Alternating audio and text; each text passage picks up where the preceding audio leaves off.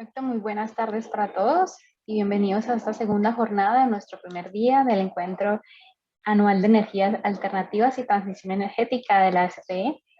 En este segundo bloque, como lo anuncié en la mañana, vamos a tomar un tema de gran importancia para el país, que es el tema eólico, la energía eólica en específico, y nos van a acompañar tres referentes de la industria energética y expertos que nos van a hablar acerca de sus experiencias, de temas tecnológicos y de parques eólicos.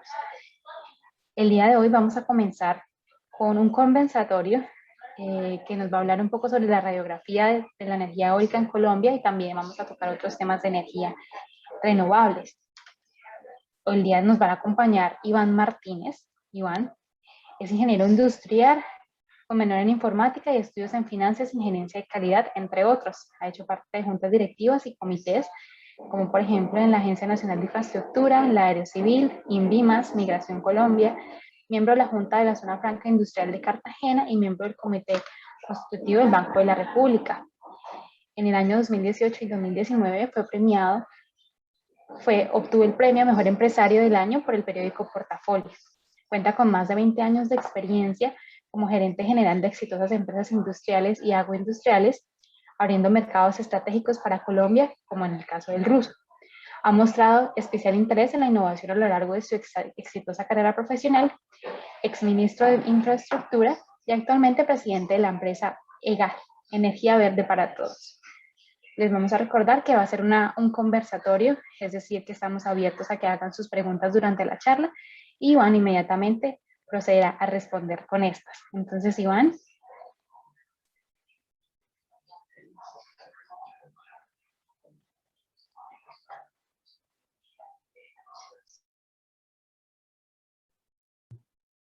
Buenas, ¿cómo están? ¿Cómo les ha ido?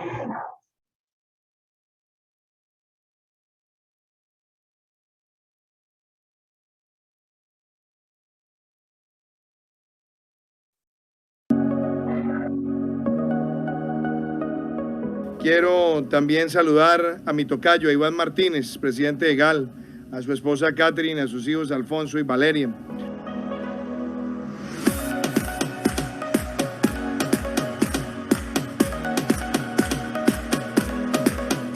Óigame esto, doctor Iván. Nosotros teníamos en ese momento 30 megas de capacidad instalada en todo el territorio nacional. Y hoy estamos acá con usted, doctor Martínez, aquí con el doctor José Manuel, y mire el compromiso de ustedes. No solamente este parque, que tiene 9.700 paneles solares, que tiene además una capacidad de generación única con tecnología. Y doctor Martínez, que Cartagena es un lugar que está bañada por la gracia y el amor del sol. Hoy lo estamos demostrando y queremos que estos proyectos se sigan multiplicando para que la ciudad de Cartagena sea líder, querido William, en tener la mayor participación en su red de las energías renovables no convencionales.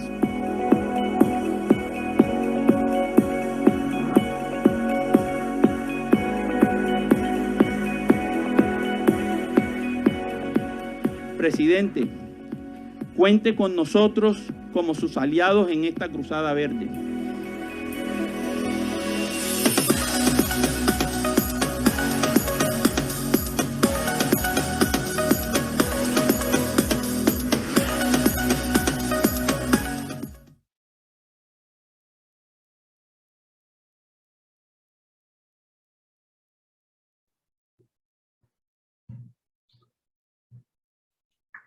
Buenas, ¿cómo están? ¿Cómo les ha ido? Para mí es un placer acompañarlos en este momento. Vamos a conversar un poco sobre la energía renovable, en especial la energía eólica. ¿Cómo está Colombia con respecto a la energía eólica? Agradezco a los organizadores de este evento su invitación. Y espero con ustedes pues tener un conversatorio, cualquier duda que tengan, pues podemos responderla si conocemos la respuesta. Y vamos a arrancar con números. Y a lo largo de la presentación me voy a basar en números oficiales para que nos den una idea lo más objetiva posible de cómo está la energía eólica en el mundo y en Colombia. Arranquemos un poco en el año 2006. ¿Cómo estaba la eólica en el mundo en el año 2006? En el año 2006 se tenían 74 gigavatios de energía eólica instalada en el mundo. El principal jugador en ese momento era Alemania. Alemania tenía en el 2006 21 gigavatios instalados. Es decir, que tenía el 28% de toda la energía eólica del mundo.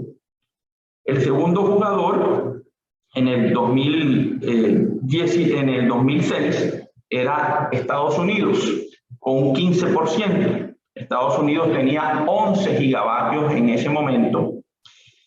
Y China, que es el otro país que vamos a revisar, vamos a hablar un poco de China, Estados Unidos y Alemania. China tenía 2.6 gigavatios y era el quinto jugador. Después damos un brinco con un crecimiento exponencial, muy agresivo, muy especialmente en China. Y llegamos al año 2019. En el año 2019, China pasó de 2.6 gigavatios que tenía en el 2006 a 236 gigavatios en el 2019 y 282 gigavatios en el 2020. Es decir, que China pasó del 2006 al 2020 a multiplicar por más de 100 su capacidad, su potencia instalada en eólica. Un crecimiento vertiginoso que ha sufrido China y que viene sufriendo. Ese es un crecimiento que no se ha detenido. Si nosotros analizamos 2019 y 2020, vemos que pasaron en el 2019 de 236 gigavatios a 282 gigavatios. Un incremento importantísimo, un incremento superior al 20% en un año.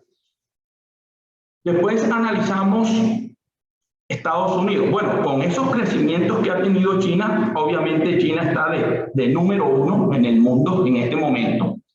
En el año 2020, el 38% de toda la potencia instalada de energía eólica en el mundo está en China. Es decir, pasaron de tener una participación en el 2006 del 4% a una participación del 38% en el 2020. Estados Unidos se ha mantenido en su participación. En el 2006 tenía una participación del 15%. Con 11 gigavatios, y en el 2020 pasó a 117 gigavatios. El crecimiento que tuvo del 2019 al 2020 fue de 105 gigavatios Estados Unidos en el 2019 a 117 gigavatios en el 2020. Vemos que es un crecimiento cercano al 10%. Acordémonos que teníamos pues un gobierno que no brindaba un apoyo rotundo al desarrollo de las renovables y aún así hubo un crecimiento importante de 12 gigavatios en un año. Para que tenga una idea, 12 gigavatios es la potencia total instalada en Colombia. Después pasamos a Alemania. Alemania es un país que en el 2006 tenía el primer lugar. En el 2006 tenía el 28% de todo el negocio de la energía eólica o de la potencia instalada de energía eólica en el mundo. Y en el 2020 solo tiene el 8%. pasó en el 2006 de tener una potencia instalada de 21 gigavatios a pasar a una potencia instalada de 62 gigavatios. Si bien lo ha triplicado en esos 14 años, vemos que el crecimiento no ha sido suficiente para mantener su participación en el mercado. Vemos entonces lo que ya todos conocemos, a una China mandando, una China en primer lugar en el desarrollo de las energías eólicas. Estados Unidos sigue en un segundo lugar, pero perdiendo mucha distancia con China, y Alemania sí ha caído a un lugar más bajo. Teniendo en claro eso y teniendo en claro un número que es 733 gigavatios de potencia instalada de energía eólica en el mundo, ahora vamos a aterrizar un poco a Colombia. ¿Cómo está Colombia en el mundo de la energía?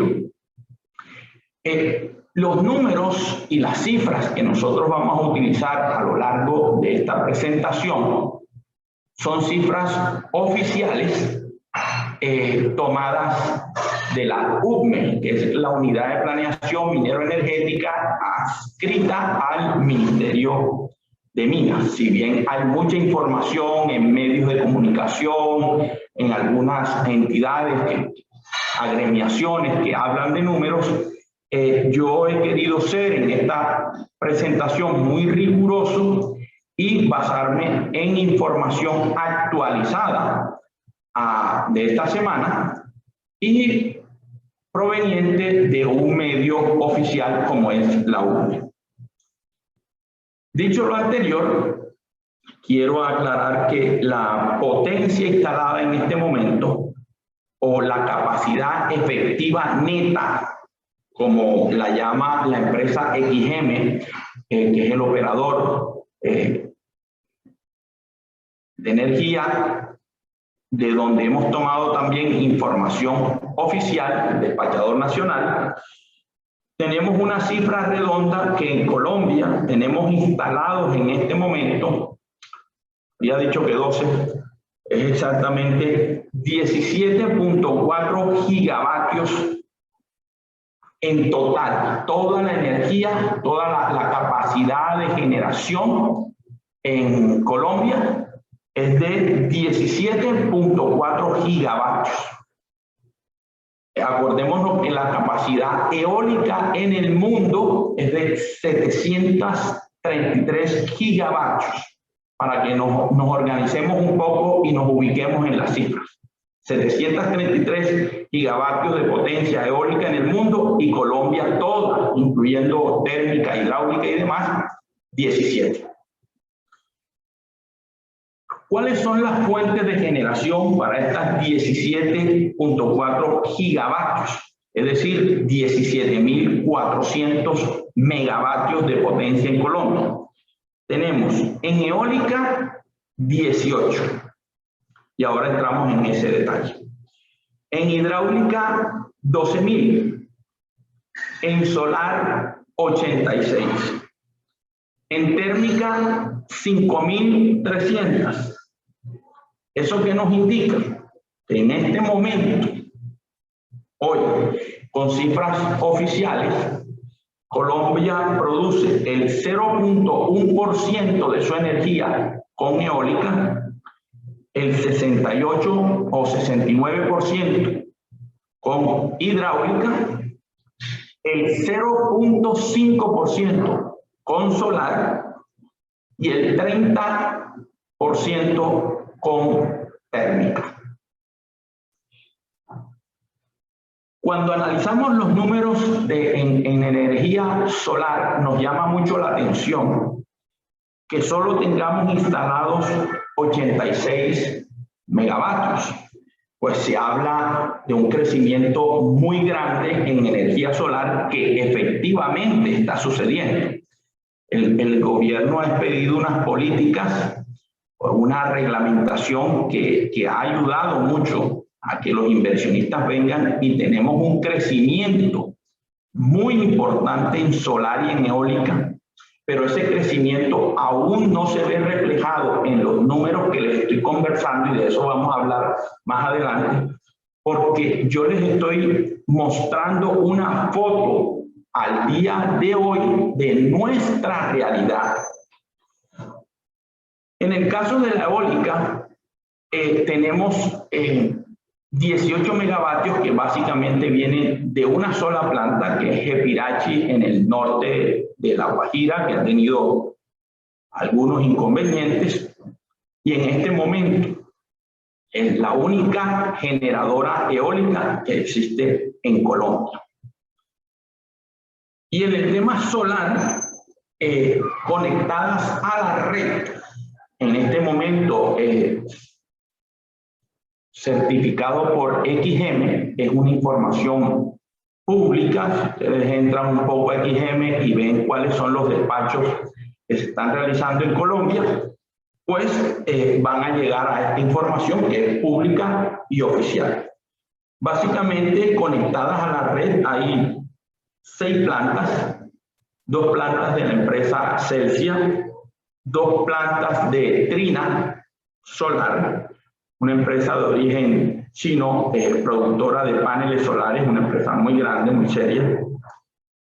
Una planta de GAL, la empresa que yo lidero, y una planta de energía de Pereira.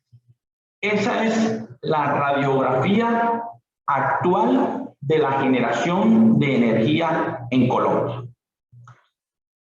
Ahora vamos a pasar un poco, voy a ver si tienen algunas preguntas por aquí.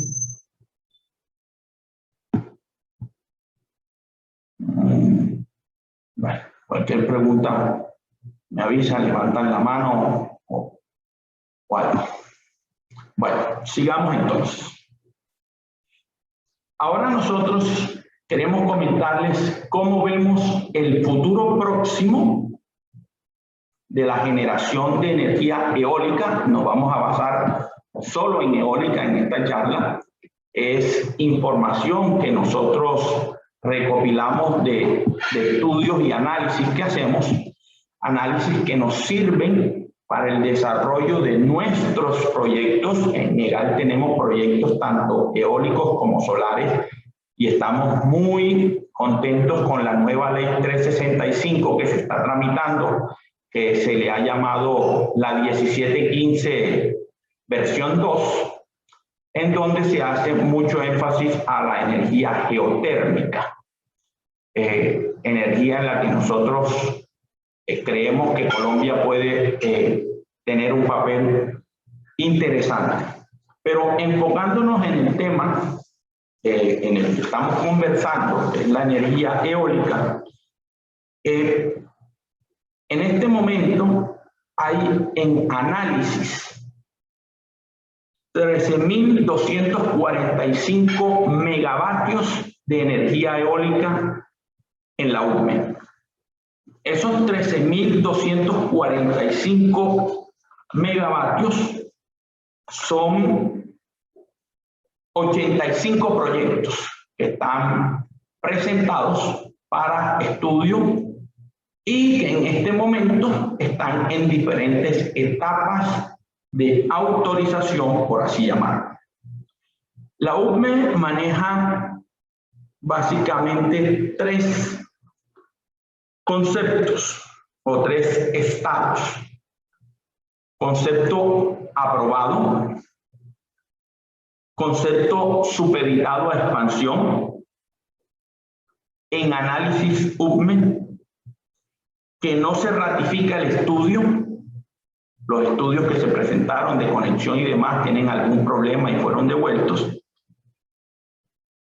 Falta información por entregar, que se llama pendiente, operador de red o promotor. Y otro concepto que se llama necesita expansión. En este momento, de los 13.245 megavatios que están presentados en la UCME,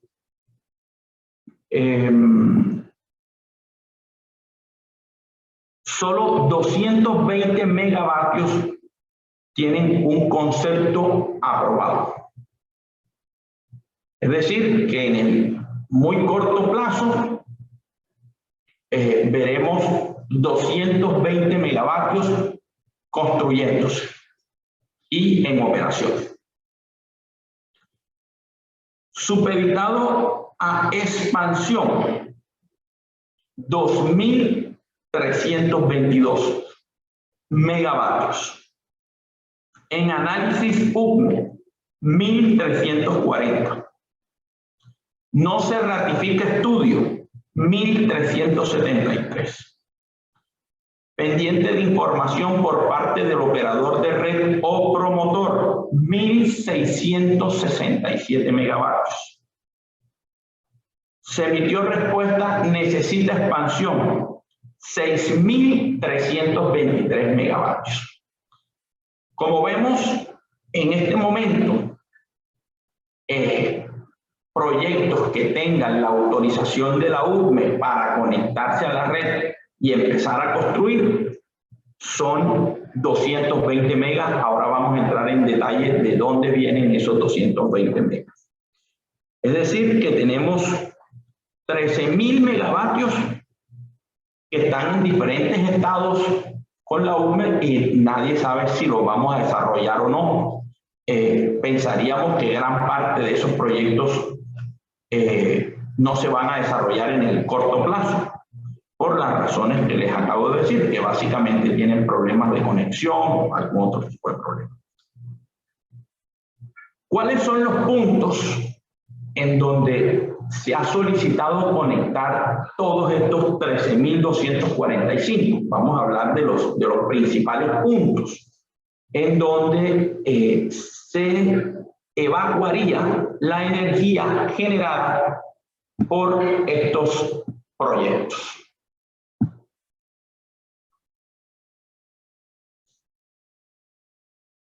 Por definir, es decir, que no está claro en dónde van a evacuar la energía, algo que es bastante delicado, tenemos 3.650 megavatios. De esos 3.650 megavatios, no tenemos más información porque son proyectos que sufren de un inconveniente muy complejo de solucionar, y es que aún no tienen claro a dónde van a evacuar su energía. Después tenemos 2.206 megavatios que han solicitado evacuar en Cuestecitas, en la subestación de Cuestecitas. Después tenemos 2.178 megavatios que desean evacuar en la colectora 1 y 968 en la colectora 2. Todos estos son proyectos en La Guajira. En Caracolí, 638, en San Juan, 600. Y bueno, después de ahí viene una larga. Lo que vemos es que hay, y lo que ya todos sabemos, es que hay una gran demanda por proyectos en La Guajira.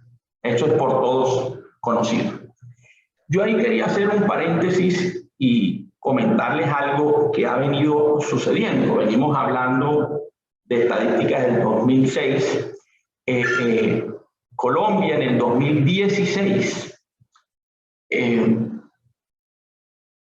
lanzó un catálogo sobre la eólica, en donde hizo unas recomendaciones muy puntuales. Esa es una información que está pública en la página web de la UCME. Este documento del 2016 comentaba literalmente que la mejor ubicación para desarrollar un parque eólico en Colombia era la zona de Galera Zamba. Galera Zamba es una zona que está ubicada en los límites del departamento de Bolívar con el departamento del Atlántico. Es una zona muy conocida por sus vientos. Desde antes de la época de la conquista, en esta zona han existido unas salinas porque los vientos y el sol es tan fuerte que básicamente los indígenas cerraban unas dársenas con agua de mar y muy rápidamente, gracias a este sol y a este viento, se evaporaba y sacaban sal. Hoy en día todavía funcionan esas salinas. Nos llamó mucho la atención en EGAL cuando el gobierno empezó a impulsar fuertemente la colectora en La Guajira, con unas inversiones muy importantes. Y en ese estudio que les comento del 2016 aparecía que La Guajira estaba del número 4. Nosotros nunca supimos quiénes realizaron ese estudio y con base en qué argumentos ellos colocaron a Galera Zamba de 1 y a La Guajira de 4.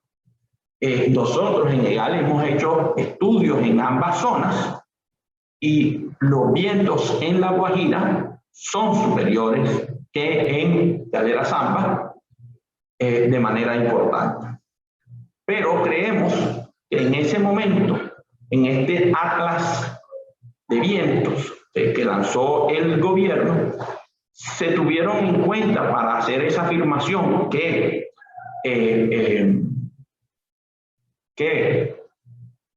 la zona de Galera Zamba era superior. Pensamos nosotros, no lo podemos confirmar porque no tuvimos acceso a la fuente de ese estudio, por mucho que lo solicitamos. Creemos que hicieron unos análisis que para nosotros hubieran sido los adecuados en vías de acceso. Muy importante para llegar a Galera Zamba, contamos con unas vías de acceso muy buenas. Para llevar los equipos a Galera Zamba, contamos con 2 puertos muy importantes, Barranquilla y en especial el de Cartagena. Son puertos totalmente habilitados para traer los equipos que cada vez son más complejos de mover a aerogeneradores de gran tamaño. No se nos olvide que ya la industria está utilizando aerogeneradores hasta de 14 megavatios. Un solo aerogenerador genera tiene una potencia de 14 megavatios, el equivalente a casi 25 hectáreas de paneles solares en un solo aerogenerador y con una mayor generación de energía con la misma potencia. Bueno, son temas que no son de esta charla, pero para que tengan una idea.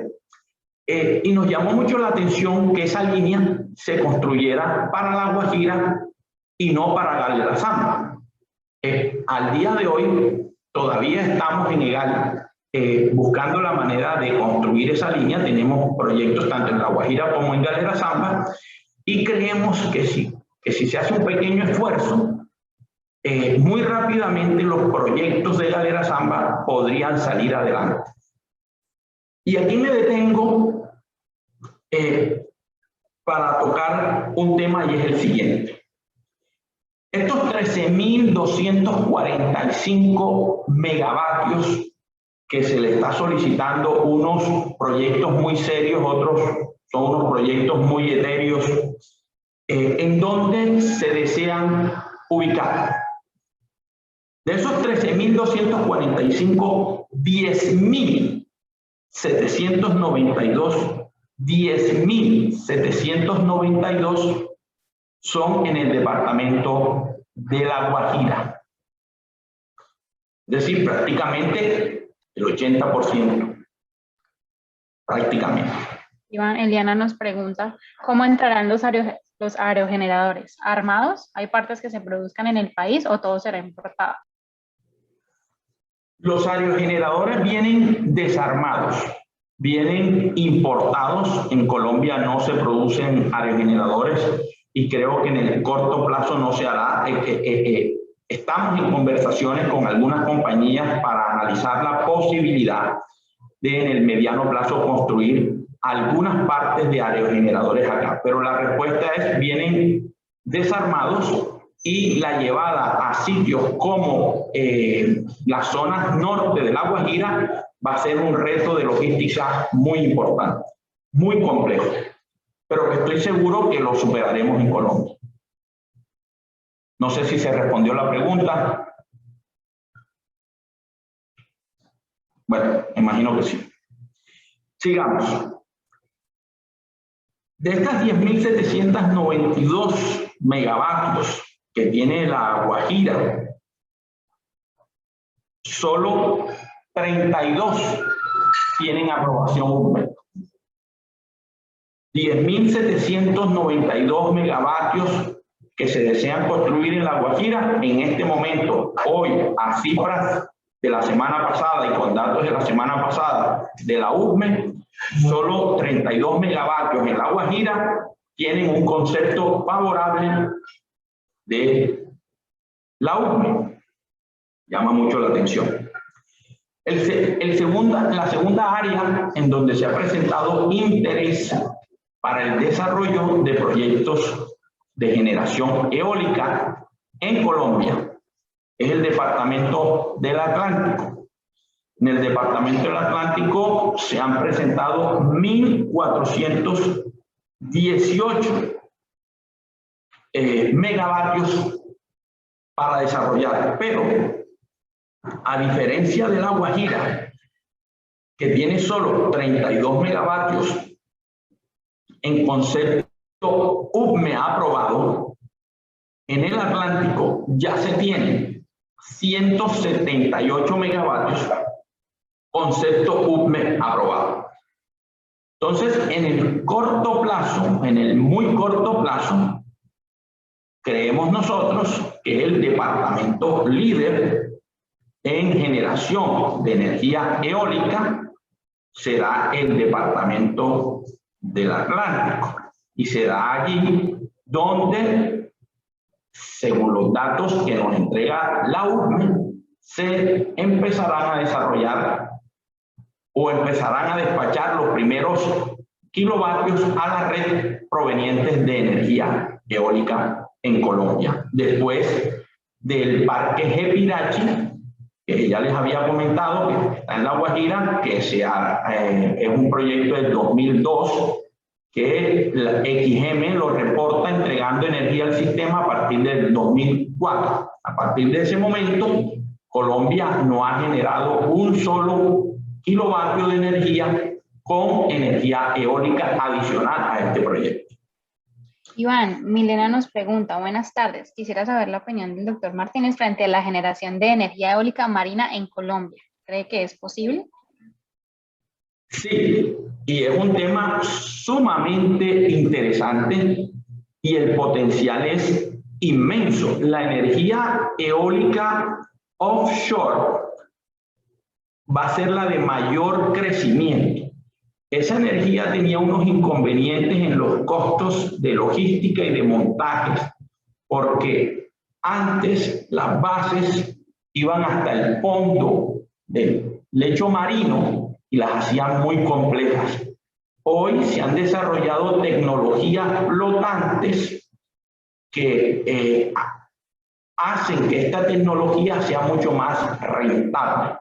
No podemos olvidar que la mejor capacidad eólica, los mejores vientos en cuanto a velocidad, uniformidad y densidad están en el océano, no están en la tierra, están en el océano. Los grandes parques eólicos en Europa están en el océano. Entonces la respuesta es sí, hay un gran potencial, pero primero, la historia nos ha mostrado que se llega a una madurez en onshore, la eólica en tierra, y después cuando tenemos ya un clúster formado, empiezan a evolucionar proyectos en el mar. Perfecto. Eliana nos dice, respecto al manejo de las comunidades, ¿cuál ha sido el mayor reto para que sea aceptado este tipo de proyectos? En La Guajira ha sido un inconveniente su operación.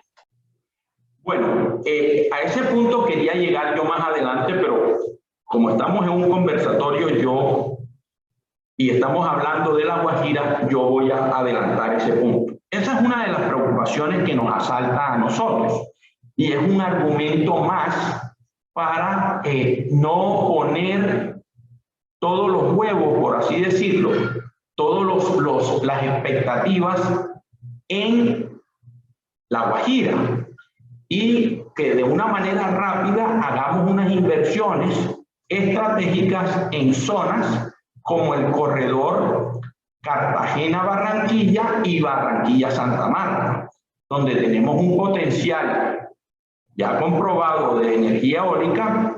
No hay los inconvenientes de comunidades tan acentuados como en La Guajira y tenemos una infraestructura eléctrica relativamente sólida a la que nos podríamos interconectar de una manera relativamente económica y rápida.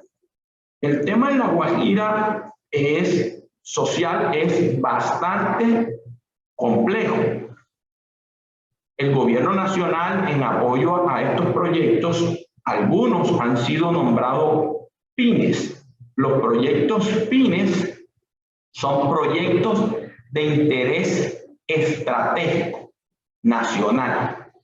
Esos proyectos son analizados de una manera diferente que un proyecto normal para que sus permisos y los inconvenientes que tengan en su realización se solucionen de manera más expedita de lo normal. Recibe una atención de un comité ministerial donde se reúnen los ministros de diferentes ramas con un líder de los PINES que normalmente es la vicepresidencia o inclusive el mismo presidente. Pero aún con eso vemos que el tema social va a ser un reto a superar muy importante. Las comunidades en La Guajira, nosotros hemos tenido la oportunidad de estar en varios conversatorios con ellos, exponen muchas preocupaciones. Una preocupación es que obviamente nosotros llegamos con nuestros proyectos a decirles que esto va a generar empleo, que esto va a traer riqueza, que esto va a traer desarrollo. Pero eso le dijeron cuando llegó el carbón. Y ellos hablan mucho sobre ese tema. Ellos, los mayores, comentan que cuando se estaban abriendo las empresas de carbón en La Guajira, también se llegaba con el mismo argumento y al parecer las expectativas que se abrieron no se cumplieron. Y eso generó una molestia que aún persiste. El segundo tema que les preocupa a ellos es la manera como se están haciendo las socializaciones. Al parecer se llama un líder, o al parecer no, se está haciendo así porque nosotros hacemos parte de eso. Se llama un líder, ese líder presenta unas solicitudes, se cumplen las solicitudes del líder y después ese liderazgo es arrebatado o quitado de la comunidad y llega otro líder con otras solicitudes y se generan unas pugnas internas dentro de las comunidades, lo que puede desembocar en un problema social de violencia, que al parecer ya la violencia se está incrementando un poco. En Redepaz salió un informe hace muy poco hablando de ese tema que nos dejó algo preocupados y son temas que tenemos que analizar con mucho cuidado porque el impacto de estos proyectos va a ser muy grande. Entonces sí, el tema social, respondiendo a tu pregunta, es un tema muy importante que se está manejando de una manera muy cuidadosa y muy profesional y no nos deja de preocupar. Está en la lista de las principales preocupaciones que tenemos los que tenemos proyectos en La Guajira. Bueno, sigamos entonces. Viendo este panorama, si bien La Guajira es el departamento en el que todos tenemos nuestros ojos puestos, y va a ser así porque La Guajira en el mediano plazo sin duda va a ser el departamento con mayor generación de energía eólica y superando con creces al segundo. Va a ser un crecimiento exponencial muy importante que va a sufrir. Lo que no tenemos claro es cuándo eso va a suceder exactamente. Hay un tema de incertidumbre que obviamente preocupa cuando estás haciendo los análisis financieros de los proyectos, cuando tú empiezas a generar energía. En La Guajira estamos dependiendo de un sistema de evacuación, una línea que está construyendo la empresa de Bogotá, y esa línea ha tenido bastantes percances. Entonces, todo esto tiene que estar sincronizado, porque no hacemos nada aunque avancemos muy rápidamente en la construcción de los proyectos, si al finalizar el proyecto, terminado el proyecto, no hay una carretera, una manera para evacuar esa energía. Entonces son temas que en La Guajira se están trabajando, si bien no son temas sencillos, son complejos. Yo soy muy positivo en que todos se superarán y que en el mediano plazo Colombia tendrá una generación eólica muy importante. En este camino, William nos pregunta, para hacer un contexto, si el país se verá beneficiado por esa energía eólica o solamente en la zona donde se produce. Quiere saber si los costos de producción serán más bajos que la energía tradicional y su efecto se puede llegar a ver reflejado, digamos, en las tarifas de los usuarios. Bueno, respondiendo a la primera pregunta, Colombia cuenta con un sistema nacional de transmisión. Cuenta con sistemas regionales y con sistemas nacionales.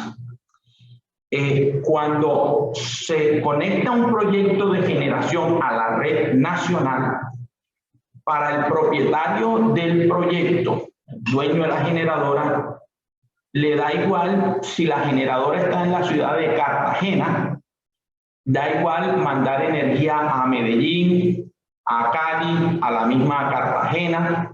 Es indiferente donde se mande la energía, porque eso trabaja de la siguiente manera. ¿Cómo trabaja el Sistema Nacional Eléctrico? El Sistema Nacional Eléctrico es como si fuera un gran lago. Imagínense ustedes un lago inmenso.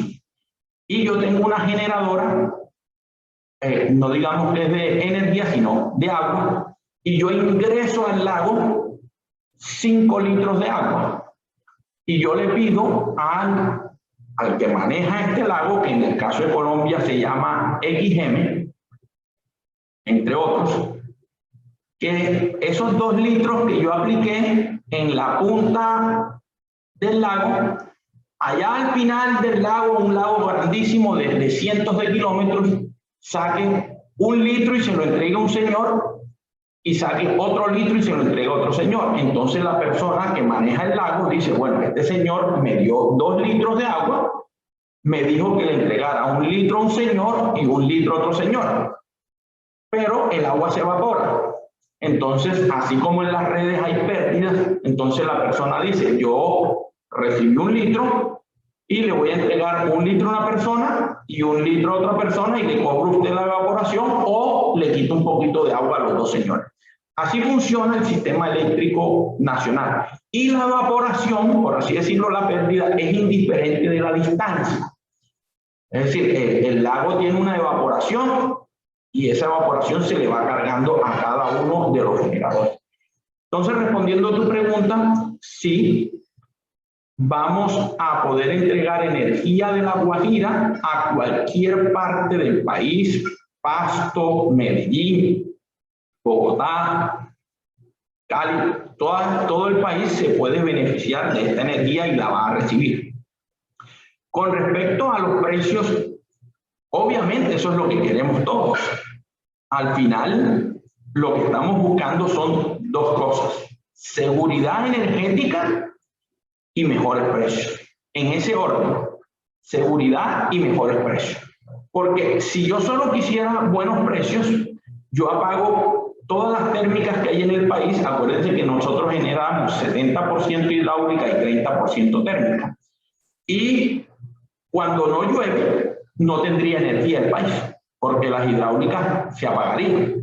Entonces, cuando hay mucha lluvia, tendríamos unos precios muy buenos porque los embalses están llenos y las hidráulicas deben desocupar esos embalses porque si no habría inundaciones y ellos prenderían las hidráulicas y venderían la energía muy barata porque tienen que salir de ese agua. Entonces, ya que tienen que salir de ella, yo salgo de ella generando al precio, pues unos precios muy bajos.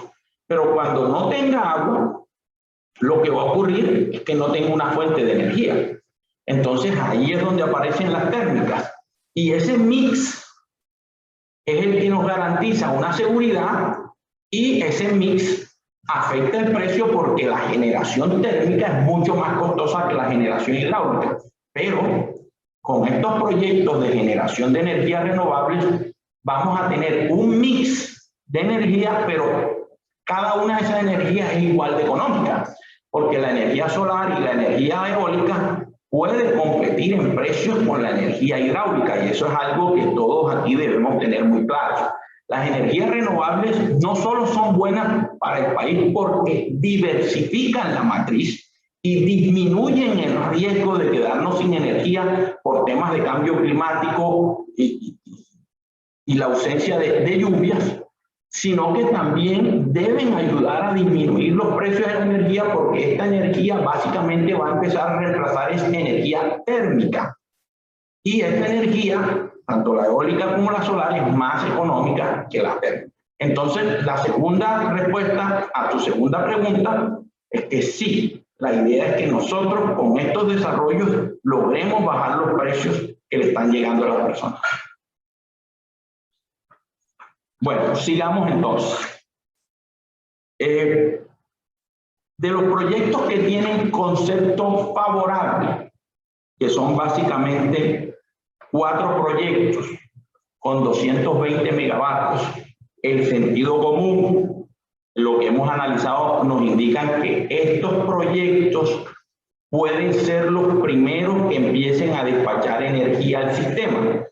Pero ¿por qué digo que pueden ser? Porque hay proyectos que van muy avanzados, que aún no tienen el concepto favorable UCME, pero como vienen avanzando, porque ya tienen claridad de que lo van a recibir, cuando la UCME les entregue ese concepto favorable, ellos arrancan a despachar energía.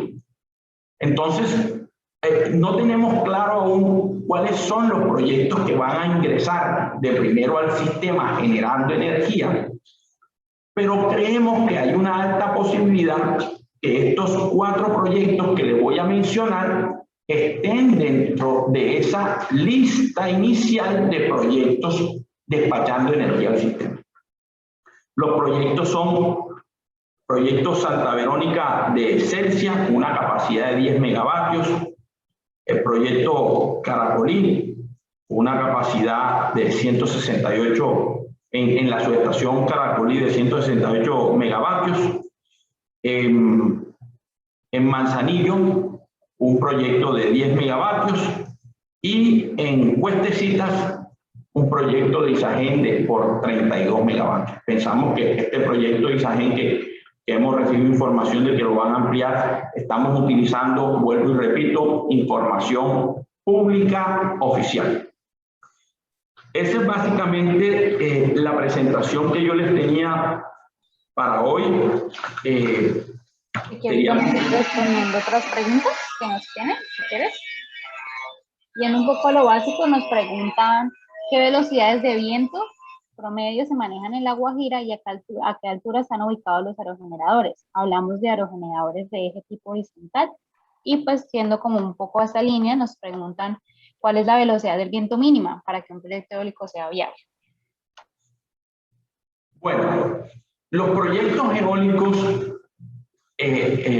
o los aerogeneradores que nosotros conocemos, que son muy parecidos al logo que están viendo de GAL, son los aerogeneradores más comunes, no son los únicos. Para cada tipo de viento hay un diseño de aerogenerador. No hay un número mínimo de viento. Se quedarían ustedes impresionados de algunos diseños aerogeneradores que funcionan con unos vientos sumamente bajos. Hay zonas que tienen vientos demasiado altos y eso es malo, porque los aerogeneradores sufren muchísimo cuando tienen esas ráfagas de viento y tienen que apagarlos, porque si siguen funcionando con esos niveles de viento, la máquina se puede desarmar literalmente, o el aerogenerador inclusive se puede caer por muy bien diseñado que esté. Entonces, como dice el dicho, ni tampoco que no alumbre, ni tanto que queme al santo. No hay un número ideal. No solo es la velocidad del viento, es la uniformidad también. No sirve tú tener una velocidad muy buena, pero con ráfagas que vengan de un lado al otro para este tipo de aerogeneradores, porque el aerogenerador no tiene tiempo de moverse. Entonces tú necesitas tener una velocidad adecuada, tú necesitas tener una uniformidad adecuada y necesitas tener una densidad adecuada. Hay unas densidades de viento que al ser más altas transmiten más energía a los equipos. Esa sería la altura de los aerogeneradores. Dentro más alto es mejor, siempre. Dentro más alto los vientos son de mejor calidad, los vientos son más estables. El problema es que dentro más alto es más costoso el aerogenerador. En este momento nosotros estamos viendo aerogeneradores que tienen aspas hasta de 100 metros. Es decir, que el radio del aerogenerador puede ser de 180 metros. Inclusive hay unos offshore más grandes, son inmensos, son unos megamonstruos. Lo que pasa es que no los pueden transportar. Los diseñan muy especialmente en fábricas que están en las costas y los recogen buques especiales y los llevan al mar. En ningún momento esos aerogeneradores llegan a la tierra. Por eso cuando ustedes investiguen un poco se van a dar cuenta que los aerogeneradores de mar o offshore son normalmente mucho más grandes que los onshore. Pero los aerogeneradores cada vez tienen un tamaño más grande y no hay límite, cada vez están más grandes, más grandes. Lo que los ha frenado un poco es el tema de la logística. ¿Cómo yo llevo ese aerogenerador tan grande a sitios donde tenga los vientos adecuados, que normalmente son sitios de difícil acceso? Henry nos pregunta: buenas tardes, ¿cómo se comparan niveles de valores de inversión, costos de operación, valor final de la generación, la energía eólica versus la energía solar, paneles fotovoltaicos? Bueno, en términos generales, como negocio, la eólica es mucho mejor negocio. Es decir, si tú eres un inversionista y la eólica va a ser mucho mejor negocio. Normalmente es mejor negocio. Es decir, los costos por megavatio en solar y eólica normalmente van muy parecidos. La solar viene ganando terreno en eficiencia y la eólica viene ganando terreno en volumen. Cuando compras un aerogenerador, por ponerte un ejemplo, un aerogenerador de 5 megavatios te puede costar, pongamos, $2 millones, y de pronto compras uno de 10 megavatios, que es el doble, y no te va a costar 4, sino te va a costar 3. Entonces, por eso ese es el afán, que sean más grandes los aerogeneradores. Pero en términos generales, la eólica es mejor negocio que la solar, pero a largo plazo. Y hago esa explicación. Cuando tú vas a montar un parque solar, básicamente tú entras a un certificador solar y él te pide una certificación de cuánta generación solar tú tienes allí, cuál es la radiación de la zona, y tú haces un software relativamente, bueno, no es sencillo, pero se puede hacer los cálculos de cuál es la generación esperada de solar que tú vas a tener, dependiendo del tipo de panel, si tiene seguidor o no tiene seguidor, y con eso tú haces una proyección financiera basada en unos precios de energía en el mercado. Con la eólica es diferente. Con la eólica tú inicialmente no existe un certificador que te diga exactamente cuánto viento hay en una zona. Te da un aproximado y cada vez funciona mejor, pero los bancos no aceptan eso. Sí aceptan el certificador solar, pero no aceptan el certificador eólico. Entonces tú debes instalar una antena medidora, una torre medidora, que normalmente va a estar entre 2 y 3 años en la ubicación para tú tener claro cuál es el recurso que tú tienes allí. Después tienes que hacer unos temas de micrositting, que son temas bastante sofisticados, y después diseñas el parque. Pero al final de todo, después que esperaste esos 3 años, que hiciste el parque, y al final, por allí a los 5 años, empiezas a generar energía. Por cada dólar que tú colocaste, vas a recibir más dinero. Lo que pasa es que el tiempo en el que arrancas a recibir ese flujo de caja es mucho más largo, y muchas empresas les gusta la solar porque es mucho más rápido el inicio de la generación de caja. Últimas 2 preguntitas. La primera, como experiencia en parques eólicos, ¿qué buenas prácticas de prevención han realizado para controlar los posibles impactos en la migración de aves en la Guajira?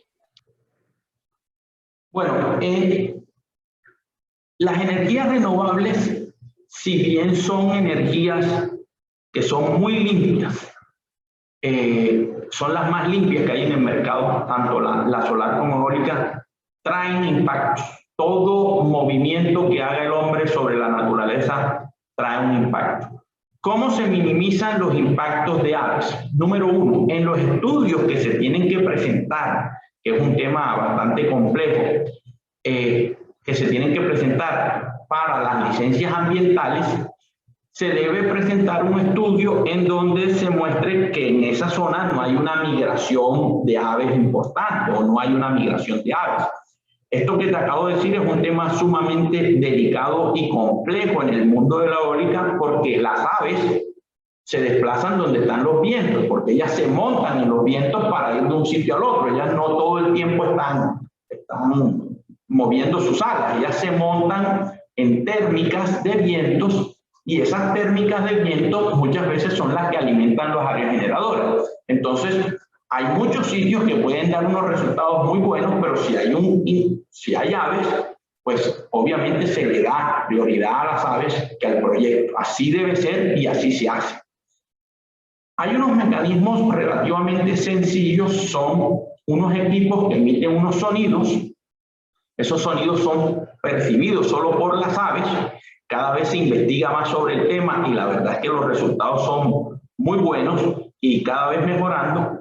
Y también unos estudios han demostrado que cuando se coloca en la punta de los álabes unas marcas de ciertos colores rojos y demás, de pronto ustedes ven algunos aerogeneradores en las películas cuando viajan y ven que tiene unas puntas de unos colores, eso genera una sensación al ave que hay como un obstáculo, le avisa que hay un obstáculo, porque las aves van volando y en medio de su vuelo hay montañas, hay árboles, y ellas, lo que pasa es que el aerogenerador a veces las confunde, pero estos colores que ponen en la punta de los álabes hace que el ave detecte el ave y no vaya contra él. Perfecto. Y por último, ¿ese tipo de energía generaría también algunos bonos de emisiones de CO2 para venta? ¿Cómo podríamos medir este beneficio ambiental? Sí, claro. El negocio de la venta de bonos de carbono es un negocio que en el mundo viene avanzando muchísimo. Y sí, efectivamente, al igual que se hace con la energía solar, hay un mercado de bonos de carbono que va a crecer muy rápidamente al lado de la energía solar, de la energía eólica, perdón. Así es.